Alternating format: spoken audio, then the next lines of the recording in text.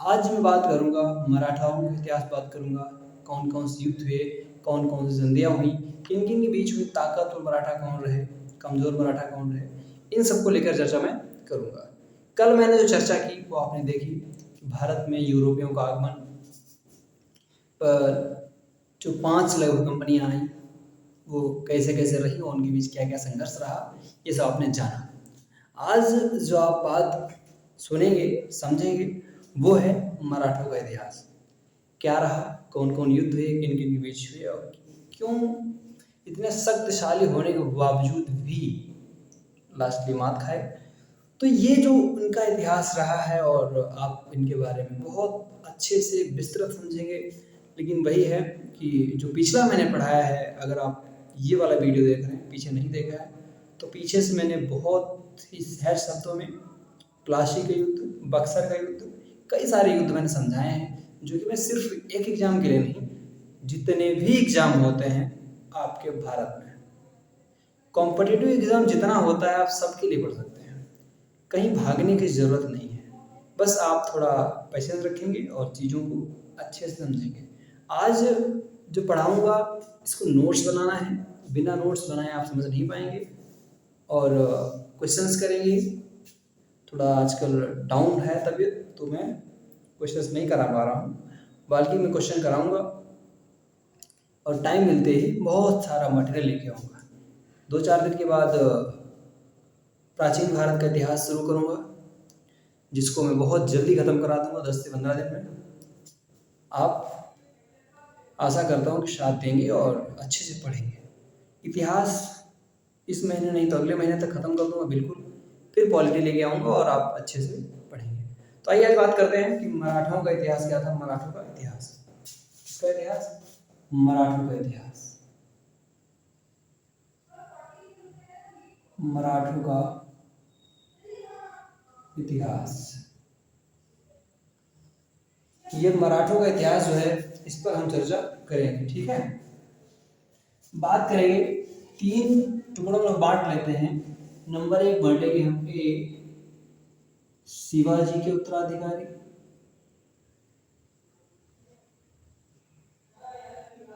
उत्तराधिकारी, ठीक है। तो क्या होता है कि इस समय लगभग 1627 से 80 तक शिवाजी का शासन रहा और उसके बाद जो पेशवा पीएम बना है 1680 से 1713 तक इस चलता रहा। 1713 से लेकर के क्या बी में जाएगा, 1713 से लेकर के लगभग 1800 कुल मिला के क्या होता है 1772 तक शक्तिशाली पेशवा का शासन रहा है। शक्तिशाली पेशवाओं का शासन रहा है 1772 तक। किसका? शक्तिशाली पेशवा का शासन। इसके बाद जो 1772 से आता है, 1772 से जो आता है वो अयोग्य लगभग कमजोर कह सकते हैं 1818 तक कि 1818 तक ये जो है अयोग्य पेशवा थे। अयोग्य या कमजोर मान लेते हैं, कमजोर पेशवा मराठा। ये चीज आपने देखी। जो शक्तिशाली है, जो शक्तिशाली पेशवा है, इसमें उत्तराधिकारी जो इनका जो सिस्टम रहा है 1713 से लेकर 1772 और इनका रहा है 1680। कितने से रहा है? 1680 तक रहा है, 1627 से 80 तक। तो अब हम बात करेंगे कि शक्तिशाली पेशवा कौन से थे।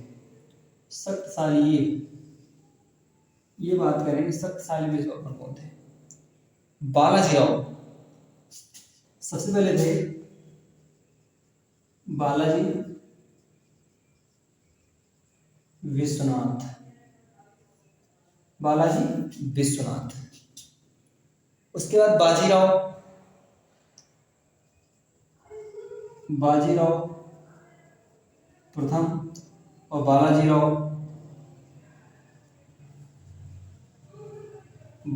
और बालाजीराव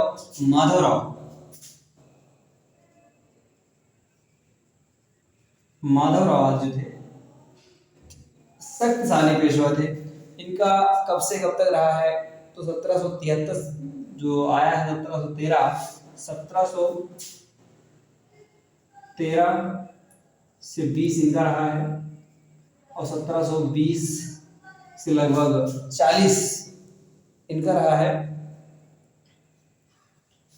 1740 तक इनका रहा है और 1741 से लेकर के 1760 इनका और 1761 से 1772 इनका क्या रहा है 1772 इनका। ये जो इनका शासन रहा है उसके बाद जो अयोग्य हैं जो ये जो शासक हैं वो अयोग्य शासक हैं। इसमें आ जाते हैं सिंधिया भोसले होलकर,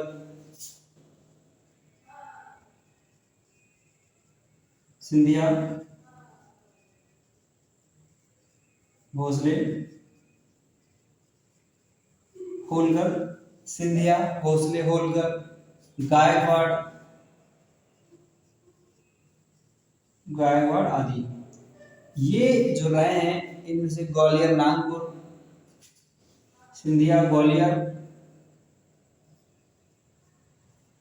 और जो भोसले हैं ये नागपुर, ठीक है। होलकर जो तुम्हारे रहे हैं खासकर इनको हम इंदौर व गायकवाड़ बड़ौदा, इंदौर बड़ौदा ये जिनका सिस्टम रहा है ये सब कमजोर पेशवा रहे हैं। कौन से कमजोर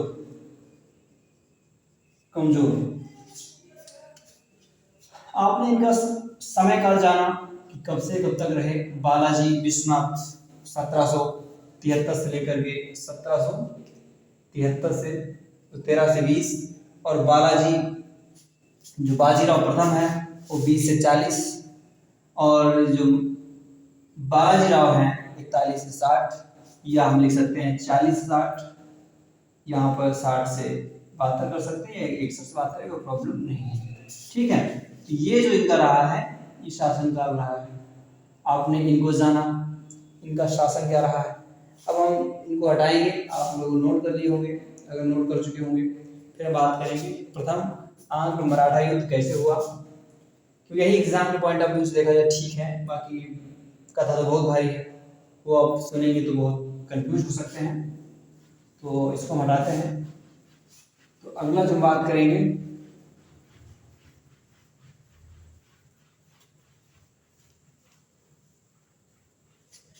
वो मराठा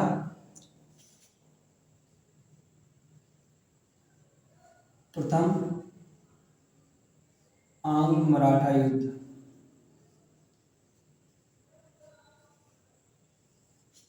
प्रथम आंग्ल मराठा युद्ध चर्चा करेंगे। इसमें घटनाक्रम क्या होता है कि आप लोग घटनाक्रम समझेंगे कि इसमें क्या हो जाता है कि ये जो प्रथम आंग्ल मराठा युद्ध है ये 1775 से 82 जो होता है। आप लोग अगर थोड़ा भी ध्यान दे रहे होंगे, मैंने कल बताया था कि 82 तक यहाँ पर इस टाइम पे गवर्नर कौन था, तो वो जो चीजें हैं आप कमेंट बॉक्स में बताएंगे। ये क्या है कि पेशवा पद को लेकर इस समय क्या था, पेशवाओं में एकदम संघर्ष चल रहा था। माधवराव एवं रघुनाथ राव के मध्य संघर्ष 1773 में छिड़ा। किसको लेकर के, पेशवा पद को लेकर के। किसमें, माधवराव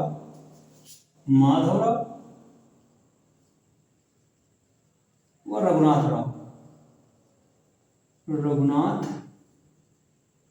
राव के बीच क्या हुआ, इनके बीच संघर्ष छिड़ने लगा, मतलब बहस होने लगी। कब हुई, 1773 में, ठीक है। रघुनाथ राव ने अंग्रेजों के बॉम्बे वर्षा से सहायता मांगी। इन्होंने क्या किया कि अंग्रेजों के बॉम्बे वर्षा सहायता की मांग की,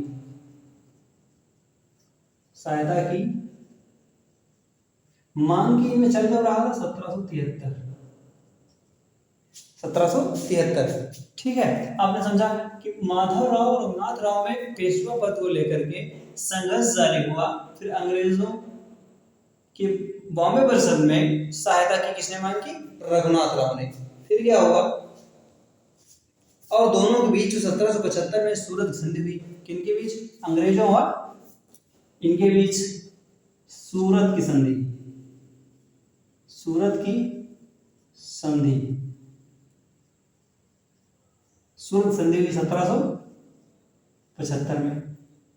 1775 में इनके बीच संधि हुई, मतलब युद्ध टल गया, समस्या नहीं थी कोई। फिर आगे समस्या हो जाती है, तो क्या होता है? गवर्नर जनरल वारेन हेस्टिंग्स कौन था इस समय? 1772 से लेकर 85 तक जो रहे हैं वारेन हेस्टिंग्स, इन्होंने बहुत सारे कार्य भी किए। इन्होंने इतने सारे कार्य किए, बहुत इन्होंने कार्य किया। और आप ध्यान से इनको हम एक दो दिन में कवर कराएंगे कि गवर्नर जनरल, बंगाल के गवर्नर, गवर्नर जनरल, भारत के गवर्नर, गवर्नर जनरल वायसराय, और लास्टिक राजा गोपालचारी तक मैं समझाऊंगा, पूरा पूरा कराऊंगा, धैर्य रखिए। तो ये क्या हुआ कि 1775 में सूरत की संधि होती है, फिर भी मामला खत्म नहीं हुआ था। तो क्योंकि गवर्नर जनरल वारेन हेस्टिंग्स ने मराठों के युद्ध के पक्ष में नहीं था, वो नहीं चाहता था कि युद्ध हो, लेकिन स्थिति बनाए रखने के लिए क्या उसने किया कि वो नहीं चाहता था, उनके वारेन हेस्टिंग्स नहीं चाहता था कि इनके बीच युद्ध हो, कोई युद्ध नहीं चाहता। लेकिन फिर उसने क्या किया कि 1776 में एक और संधि की, इससे पुरंदर की संधि कहते हैं, पुरंदर की संधि। फिर उसने क्या किया? पुरंदर की संधि की। किनके बीच? यथास्थिति को एकदम सही रखने के लिए उसने करी। लेकिन क्या हुआ? डायरेक्टरों का एकदम, उसके जो डायरेक्टर थे, डायरेक्टर का निर्देश पाया उसने। फिर उसने मना किया एक बार कि नहीं, ठीक नहीं है, लेकिन कंपनी के डायरेक्टरों के निर्देश पर हेस्टिंग्स को युद्ध लड़ना पड़ा, युद्ध लड़ना पड़ा। और 1782 में सालबाई की संधि से द्वारा युद्ध बराबरी में समाप्त हुआ। फिर क्या हुआ कि 1782 में सालबाई का संधि हुई और युद्ध बराबरी पर समाप्त हुआ। आपने समझा युद्ध की शुरुआत कहां से हुई? हेस्टिंग्स नहीं चाहता था कि युद्ध हो, लेकिन डायरेक्टर कहने पर उसने युद्ध लड़ा। ये हुआ आंग मराठा प्रथम युद्ध। ठीक है, ये आपने समझा होगा कि तीन ये संधियां जो है ये बहुत इंपॉर्टेंट है। ये तीनों की बाय डेट याद रखें, क्योंकि एग्जाम में पूछ देता है। और पहले दो थी तो तीन, पहले ये हुई और फिर ये हुई, ये तीनों याद रखनी। बहुत सारे एग्जाम में ये पूछ देता है, यहाँ पे ये भी पूछ देता है कि इस समय गवर्नर जनरल कौन था। तो ये चीजें आपको कंफर्म रखनी है, खासकर वनडे एग्जाम में। तो ये जो है युद्ध बराबरी में समाप्त हुआ। अगर पूछ देता है कि युद्ध पहला अंग्रेजों ने जीता तो गलत होगा, क्योंकि युद्ध बराबरी पर समाप्त हुआ है। अब बात करेंगे हम द्वितीय युद्ध पर। तो द्वितीय युद्ध की चर्चा यहाँ पर कर लेते हैं। द्वितीय युद्ध, द्वितीय चलो आंग्ल मराठा युद्ध। द्वितीय आंग्ल मराठा युद्ध कब हुआ? इस बार आप ध्यान देंगे कि द्वितीय आंग्ल मराठा युद्ध जब हुआ वो 1803 से लेकर के 1805, 1803 से 1805 में हुआ। कब हुआ? 1803 से लेकर के 1805 में ये युद्ध होता है। अंग्रेजों की इसका रीजन क्या रहा? इसका कारण यही रहा कि अंग्रेजों प्लस की महत्वाकांक्षा थी और नेपोलियन के आक्रमण का डर भी था। अंग्रेजों की महत्वाकांक्षा,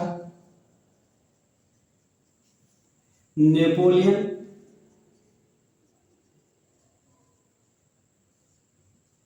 के उत्थान का डर,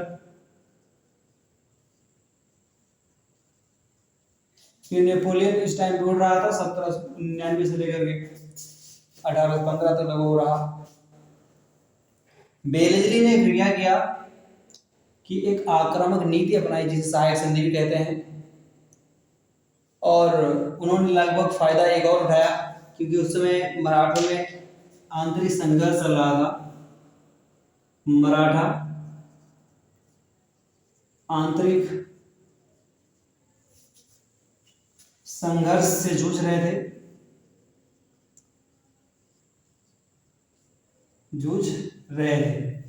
क्या हुआ कि ये रीजन रहा कि अंग्रेजों की महत्वाकांक्षा थी, उनको लालच तो था उनके अंदर, नेपोलियन के उत्थान का डर या भय था,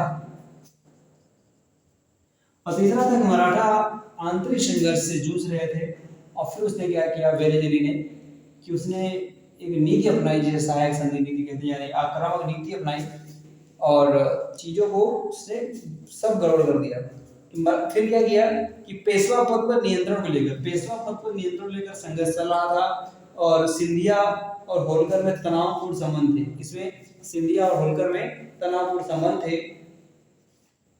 तथा पेशवा और सिंधिया के बेहतर संबंध थे। पेशवा के इशारे पर होलकर के शासक विठूर जी की हत्या कर दी गई। होलकर ने पेशवा को पराजित कर पूना पर नियंत्रण किया। किसने? होलकर ने पेशवा को पराजित कर पूना पर नियंत्रण किया। पेशवा बाजीराव द्वितीय ने अंग्रेजों से मदद मांगी। किसने मांगी? पेशवा बाजीराव द्वितीय। पेशवा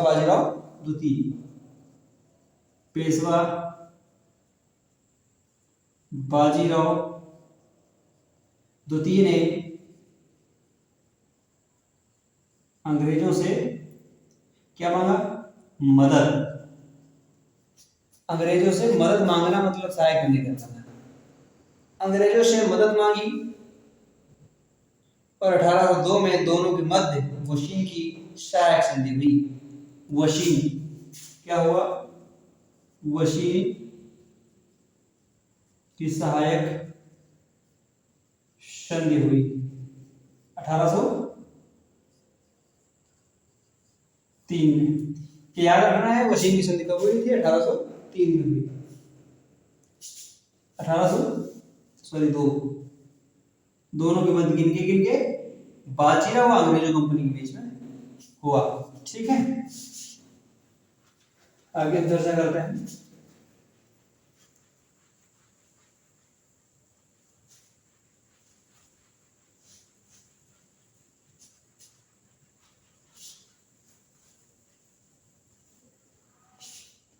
तो क्या हुआ कि दो युद्ध हुए हैं।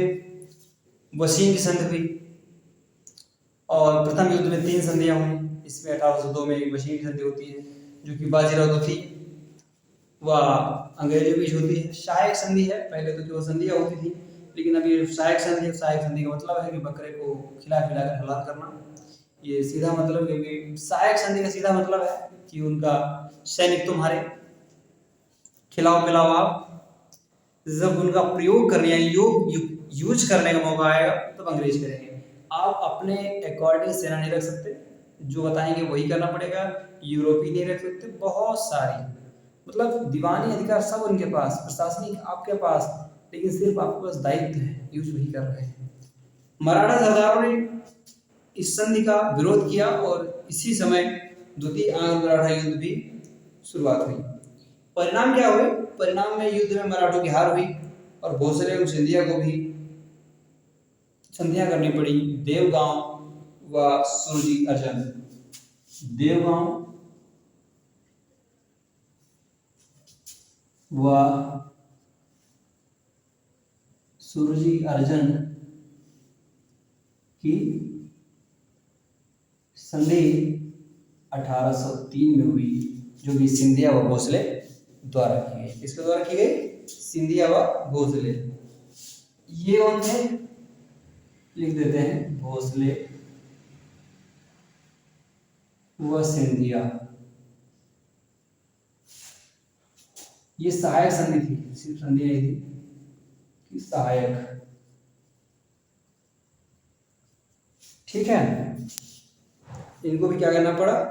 देवगांव की गांव की सहायक संधि पर हस्ताक्षर करने पड़े। इसके पश्चात होलकर से युद्ध प्रारंभ हुआ और 1806 में राजपुर घाट की सहायक संधि 1806 में राजपुर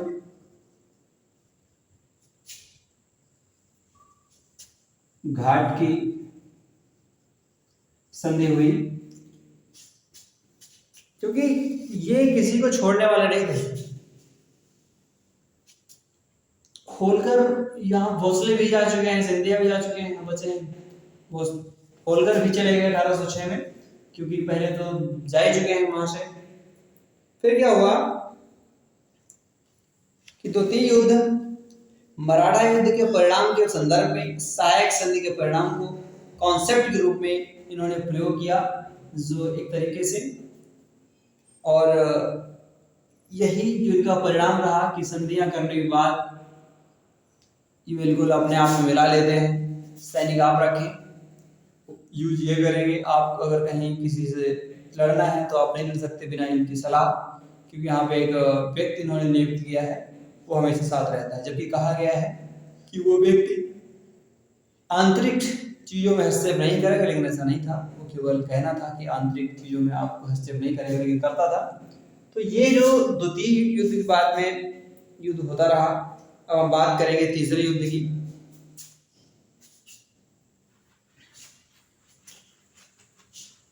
तीसरा युद्ध कब हुआ? तृतीय मराठा युद्ध।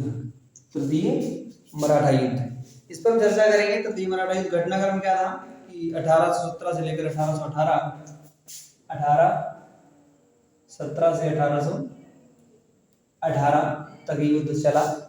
और हुआ क्या कि अंग्रेजों की नीतियों से पेशवा एवं मराठा सरकारों में असंतोष। पेशवा ने युद्ध की शुरुआत की। किसने?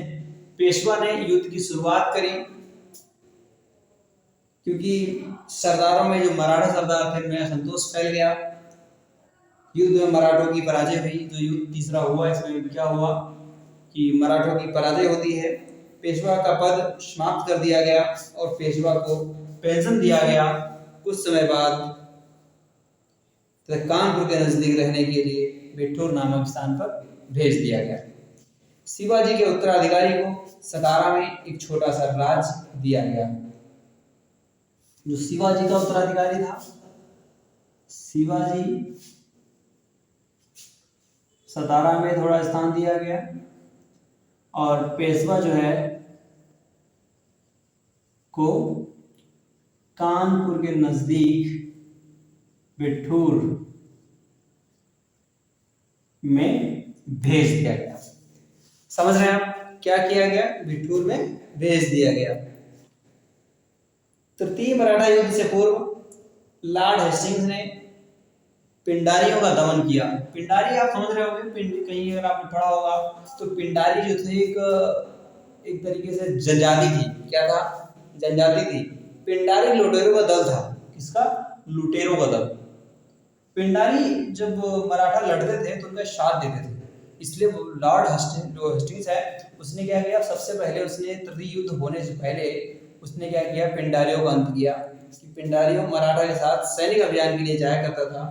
तृतीय मराठा युद्ध के दौरान भीसा गोरेगांव की लड़ाई में हुई, ये सब चलता रहा। तो यहां तक खत्म हो गया, क्योंकि जब इनको यहाँ पे सेट कर दिया गया, यहाँ सेट कर दिया गया। तृतीय युद्ध से पहले जब पिंडारियों का अंत हुआ, यहाँ तक अंग्रेज बढ़ चुके थे। अब हम आज अगर हो सका तो बात करेंगे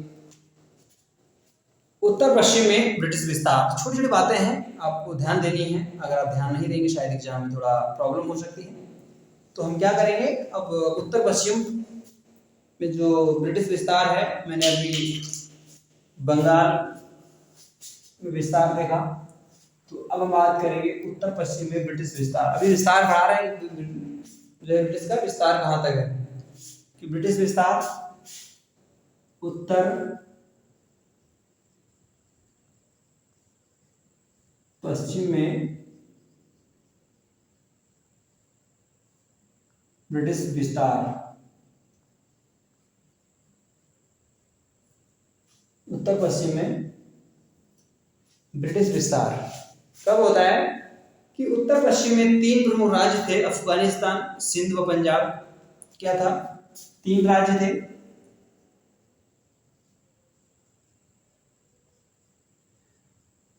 अफगानिस्तान, सिंध, पंजाब। पंजाब के ही राजा है रणजीत सिंह। अंग्रेज बहुत होशियार हैं, चाहते हैं कि सबसे पहले अफगानिस्तान को कब्जे में ले लें, क्योंकि अफगानिस्तान और सिंध कब्जे में लेने के बाद पंजाब कब्जे में आ जाएगा। इनका ये मानना है, क्योंकि चाहते हैं कि अगर अफगानिस्तान इन्होंने कब्जे में नहीं लिया या सहायक संधि नहीं अपनाई तो इससे यार रूस का डर था। दूसरा, उस टाइम नेपोलियन उत्थान भी हो रहा था। तो ये जो चीज़ें हैं इनको थोड़ा परेशान किया, उसका भी डर था। तो सबसे पहले वो क्या करते हैं कि अफगानिस्तान पर वार भी करते हैं, क्योंकि अफगानिस्तान की सीमा पर रूस की उपस्थिति अंग्रेजों के लिए चिंताजनक थी। सिंध एवं पंजाब पर भी अंग्रेजों की ललचाई नजर थी। क्या था? सिंध एवं पंजाब पर भी अंग्रेजों की ललचाई नजर थी, लेकिन अफगानिस्तान की जो सीमा थी रूस से लड़ती थी, उससे इनको ज़्यादा भय था। तो अंग्रेजों ने सर्वप्रथम अफगानिस्तान पर नियंत्रण की योजना बनाई और अफगानिस्तान पर नियंत्रण के लिए उन्होंने जो नीति का अग्रामी अनुसरण किया, इसके अंतर्गत जो अफगानिस्तान क्या हुआ कि अफगानिस्तान पर नियंत्रण स्थापित करना भी, इससे रूस को भारत से भी अलग करना और इधर जब अफगानिस्तान साथ में आ जाएगा, सिंध और पंजाब को जीतना भी आसान हो जाएगा। ठीक है, ये इन्होंने काम किया कि सबसे पहले कहाँ जीतने की योजना बनाई? अफगानिस्तान। 1839 से 42 के मध्य क्या होता है कि 1839 से 42 के मध्य प्रथम अफगानिस्तान युद्ध, प्रथम अफगानिस्तान युद्ध होता है।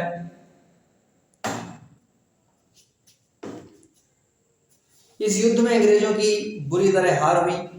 इसके जो पश्चात अंग्रेजों ने क्या किया, इस युद्ध में बहुत बुरी तरह हारे और इनकी गतिविधियों में बहुत सारा बदलाव भी देखा गया। इन्होंने एक निष्क्रिय नीति एवं कुशल आक्रमण नीति का पालन किया। जॉन लॉरेंस के कार्यकाल में विशेष तौर पर लोकप्रिय हुई जो ये निष्क्रिय पालन की नीति थी। जॉन लॉरेंस के कार्यकाल में अधिकतर इसका प्रयोग किया गया। इस नीति के अंतर्गत अफगानिस्तान से मित्रों संबंधों की स्थापना पर बल तथा सीमांत क्षेत्रों की सुरक्षा को अत्यधिक महत्व दिया गया।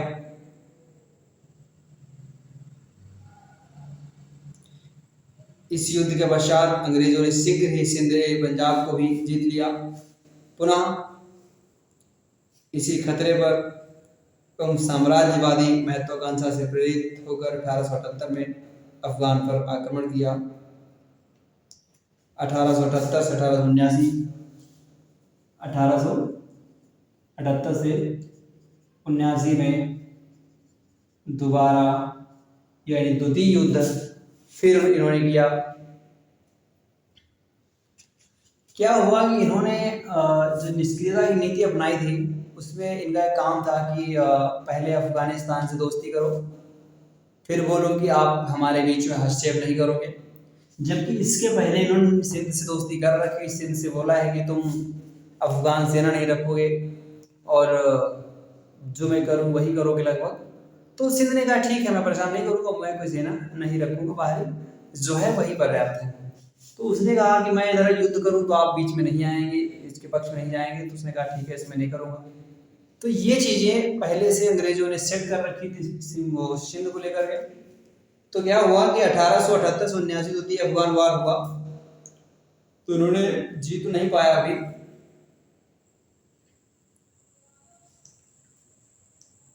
अब इन्होंने क्या किया कि इनको समझ आ गया कि अफगानिस्तान को जीतना आसान नहीं है। तो इन्होंने कहा कि पहले सिंध को कब्जे में लेते हैं, तो सिंध कब्जे में आ सकता है। तो सिंध का जो सिंध विजय है, सिंध विजय करते हैं। सिंध विजय, सिंध में क्या है कि सिंध में कुछ है ही नहीं, क्योंकि 1843 से पूर्व अंग्रेजों एवं सिंध के मध्य मित्रों संबंध थे। 1843 में दोस्ती थी, मित्रों संबंध है, मित्रों संबंध है 1847 से पूर्व मित्रों संबंध है। नेपोलियन के उत्थान के दौरान सिंध के शासकों ने अंग्रेजों को यह आश्वासन दिया था कि वो नेपोलियन से कोई मतलब नहीं रखेंगे, फ्रांसीसियों की सेना फ्रांसीसियों के लोगों को शासन में नहीं घुसने देंगे। 1832 में सिंध के शासकों ने अंग्रेजों को व्यापारिक सुविधाएं प्रदान की। कब? 1832 में 1832 में सिंध के लोगों ने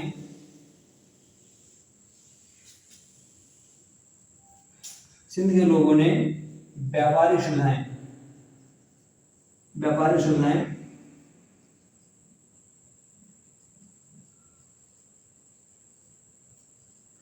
दी, व्यापारिक सुविधाएं भी दी सिंध के लोगों ने। 1839 में सिंध के साथ सहायक संधि की गई। कब की गई? 1839 में। 1839 में सिंध के साथ सहायक संधि। आप समझ रहे हैं? सिंध के साथ क्या किया कि 1839 में सहायक संधि की गई। अफगानिस्तान युद्ध में भी सिंध के शासकों ने अंग्रेजों को सहयोग दिया।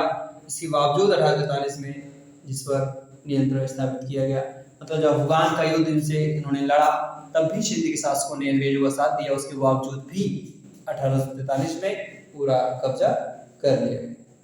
सिंध पर नियंत्रण 1843 में हो गया, और जबकि इन्होंने साथ अंग्रेजों का ही दिया बराबर। और जब युद्ध लड़ा उन्होंने अफगान वार 39 से 42 के बाद लड़ा, लेकिन 43 में फिर भी उनके ऊपर। ये इन्होंने क्यों किया, इसकी बहुत सारे रीजन हैं। क्योंकि अफगानिस्तान युद्ध के पराजय के पश्चात अफगानिस्तान जो युद्ध हुआ उसमें ये पराजय हुए, ये अंग्रेजों की पराजय हुई, वो इनके अंदर एक परेशानी जग रही थी। उसको लेकर इन्होंने अपनी प्रतिष्ठा को बनाए रखने के लिए इसको कब्जे में अपने नियंत्रण कर लिया। दूसरा, रूस के आक्रमण का खतरा भी व्याप्त था। अफगानिस्तान पंजाब युद्ध की स्थिति के सिद्ध की महत्वपूर्ण भूमिका हो सकती थी। क्या हो सकता था? अफगानिस्तान और पंजाब को जीतने में सिंध की महत्वपूर्ण भूमिका हो सकती थी। ये जो बताया कि इन्होंने इस पर क्यों पूरा नियंत्रण किया, रीजन्स हैं। सिंध के तटीय इलाकों को सामरिक एवं व्यापारिक दृष्टिकोण भी महत्व था। सामरिक एवं व्यापारिक दोनों महत्व थे इनके ऊपर, तो इन्होंने इसलिए भी कब्जा किया। बाजार एवं कच्चे माल की जरूरतों को ध्यान में रखते हुए सिंध को जीता गया। क्या चीजों को ध्यान रखते हुए? बाजार एवं कच्चे माल की जरूरतों को ध्यान में रखते हुए जीता गया। तो इसलिए भी सिंध की विजय हुई, सिंध को इसलिए भी इन्होंने कब्जे में लिया। तो ये जो इनका काम रहा है कि पहले इसको जीतना उसको जीतना, ये इनका चलता रहा। आगे हम बात करेंगे कि पंजाब विजय, क्योंकि अभी अफगानिस्तान तो नहीं जीत पाए, लेकिन अब बात करेंगे पंजाब विजय। पंजाब विजय में थोड़ा हम रणजीत सिंह की बात करेंगे कि उनका क्या सिस्टम रहा है। पंजाब विजय में 1839 रणजीत सिंह का शासनकाल 92 रहा। रणजीत सिंह के बाद खड़क सिंह आए, खड़क सिंह के बाद नवनिहाल सिंह आए, शेर सिंह, दिलीप सिंह, ये सब एकदम कमजोर शासक थे। कौन कौन? रणजीत सिंह सबसे ताकतवर था, क्योंकि उसके बाद खड़क सिंह, नवनिहाल सिंह, शेर सिंह, दिलीप सिंह कम योग्य शासक थे। रणजीत सिंह 18वीं सदी के अंतिम दशक एवं 19वीं सदी के पूर्वार्ध में रणजीत सिंह ने एक विस्तृत साम्राज्य की स्थापना की। कब की? 18वीं सदी के अंतिम दशक, यानी 1790 के करीब में, अंतिम दशक में स्थापना की। इनके साम्राज्य को वर्तमान पाकिस्तान, एक बड़ा भूभाग तथा भारतीय पंजाब, हिमाचल एवं कश्मीर का क्षेत्र शामिल था। रणजीत सिंह का क्या है कि इनका जो क्षेत्र था वर्तमान पाकिस्तान बड़ा भूभाग जो क्षेत्र था, इन्होंने साम्राज्य जो था इनका आज पाकिस्तान का बड़ा भूभाग, पंजाब, भारतीय पंजाब, जम्मू कश्मीर, हिमाचल, तो ये जो इन्होंने शासन किया, यहाँ पर इनका बड़ा भूभाग रहा। इनकी प्रशासनिक एवं आर्थिक नीतियों मुख्यतः मुगल नीतियों पर शासन था, सभी एक बड़ी उपलब्धि थी। इनकी क्या था, एक बहुत बड़ी उपलब्धि थी। कहा जाता है कि दो शक्तिशाली राज्यों से, अफगानिस्तान एवं अंग्रेज, किससे, दो शक्तिशाली राज्य थे, अफगानिस्तान प्लस अंग्रेज, दो से इनको पंजाब को बचाना था, क्योंकि दोनों ही इधर उधर से मंडरा रहे थे। तो इनके लिए बहुत बड़ी चुनौती थी कि इन्होंने अपना राज्य कैसे बचाएं।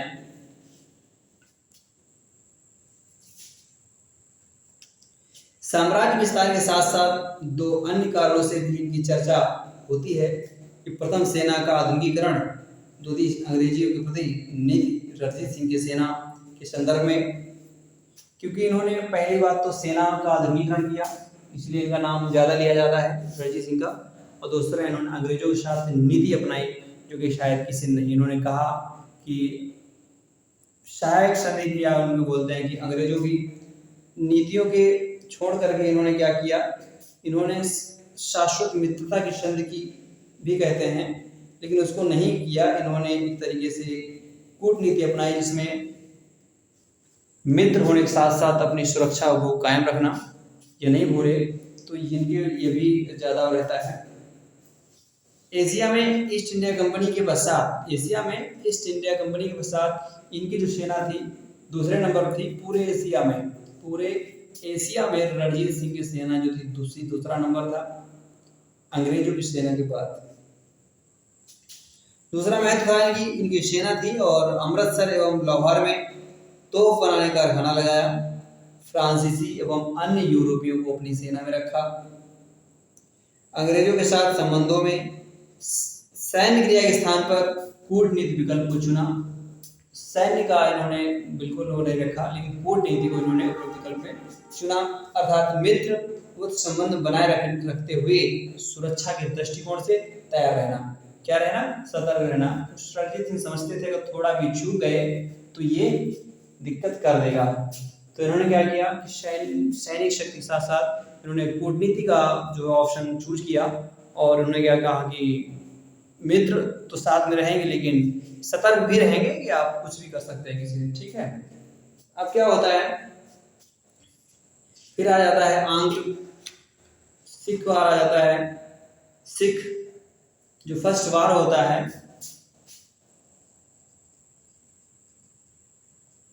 आंग्ल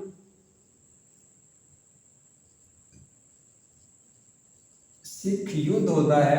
पहला युद्ध कब होता है? 1845 से 46। युद्ध 1845 से 46 के बीच इनका पहला युद्ध होता है, जो कि कारण क्या था? अंग्रेजों की महत्वाकांक्षा युद्ध के सिख सेना को उकसाया, क्योंकि अंग्रेजों ने क्या किया कि इन्होंने सेना को उकसाया, जो सिख सेना थी उसको उकसाने का काम किया। सिख सेना द्वारा ब्रिटिश पर आक्रमण का युद्ध की शुरुआत की गई। परिणाम में क्या हुआ? परिणाम में वही था कि सिखों की हार हुई। 1846 से लाहौर की संधि तथा इसी वर्ष भैरववाल कानपुर संधि। कौन कौन संधि हुई? लाहौर की संधि हुआ, भैरववाल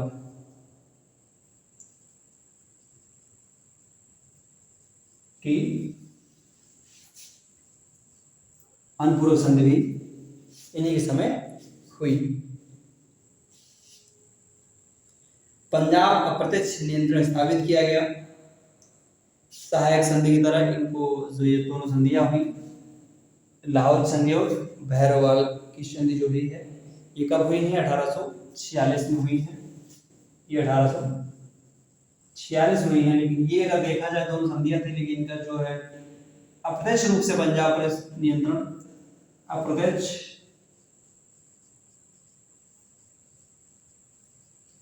रूप से पंजाब पर नियंत्रण, और एक तरीके से कहें तो सहायक संधि की तरह इन्होंने काम इस पर किया। दूसरा होता है युद्ध। अब देख लेते हैं, यहाँ पे लिख लेते हैं दूसरा युद्ध कब हुआ क्वेश्चन, कि द्वितीय सिख युद्ध 1848 से 49। द्वितीय युद्ध जो हुआ 1848 से 49 में हुआ। युद्ध में सिखों की फिर पराजय होती है तथा रणजीत सिंह के उत्तराधिकारी दिलीप सिंह को पेंशन दिया गया। रणजीत सिंह के यहाँ क्या हुआ, सिख की पराजय हुआ, इनके जो दिलीप सिंह को पेंशन दी गई। दिलीप सिंह को क्या दिया गया, पेंशन दी गई।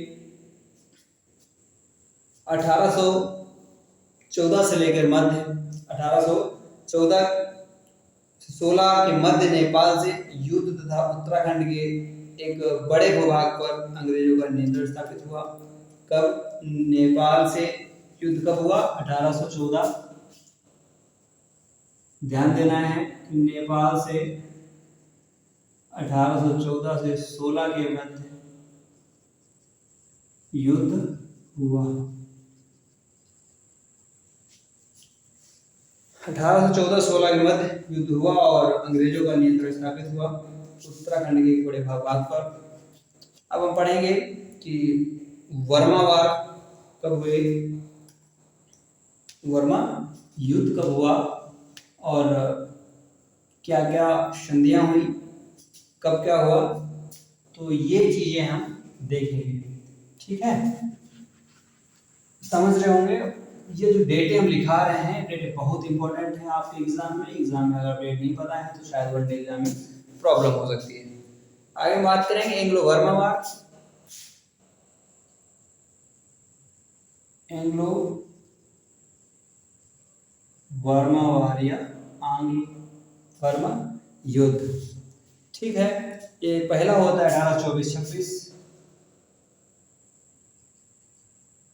पहला युद्ध 1824 से 26 में। कब होता है, 1824 से 26 में। दूसरा बार 1852 होता है, डेट याद करनी ज्यादा इम्पोर्टेंट नहीं है। दूसरा जो होता है 1852 में होता है। दूसरा 1852 होता है। दक्षिणी वर्मा वार, अंग्रेजों का नियंत्रण कहाँ हो जाता है, तो दूसरा युद्ध होता है दक्षिणी वर्मा पर। दक्षिणी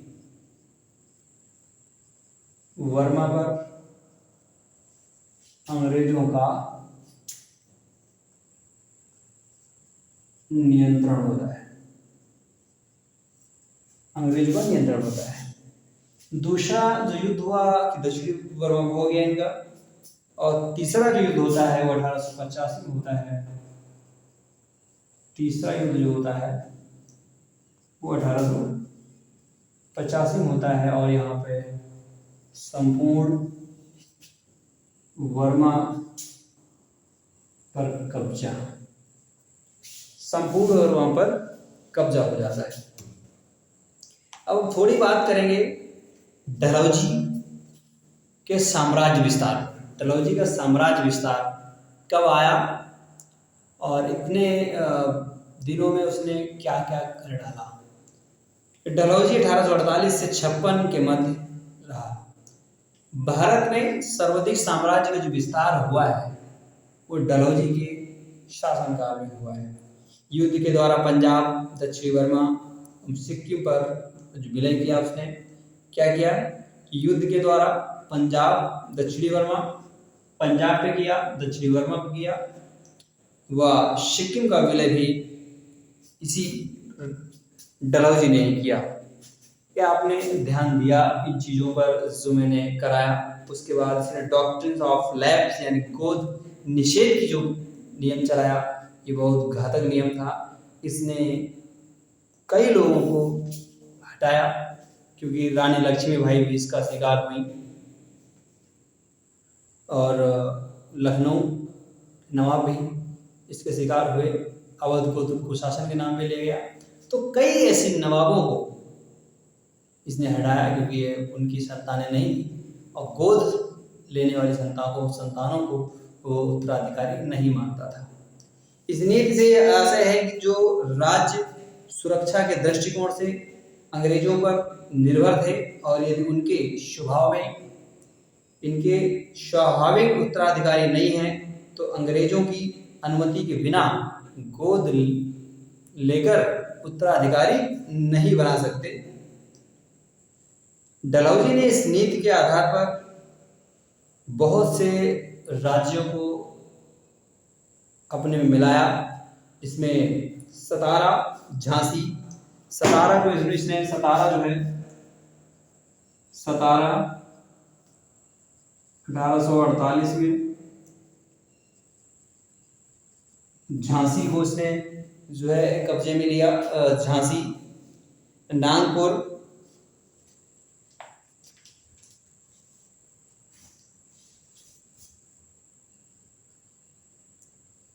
नागपुर कई राज्यों को इसने कब्जे में लिया,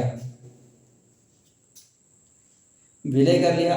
डलहौजी से पूर्व की यह नीति प्रचलित थी। डलहौजी ने पेशवा बाजीराव द्वितीय के दत्तक पुत्र नाना साहब को पेंशन देना बंद कर दिया। क्या किया कि पेशवा के जो दत्तक पुत्र नाना साहब थे उनको उसने जो है, पहले उनको पेंशन मिलती थी, कार में बैठे हुए थे, अब उसे वो बंद कर दिया है।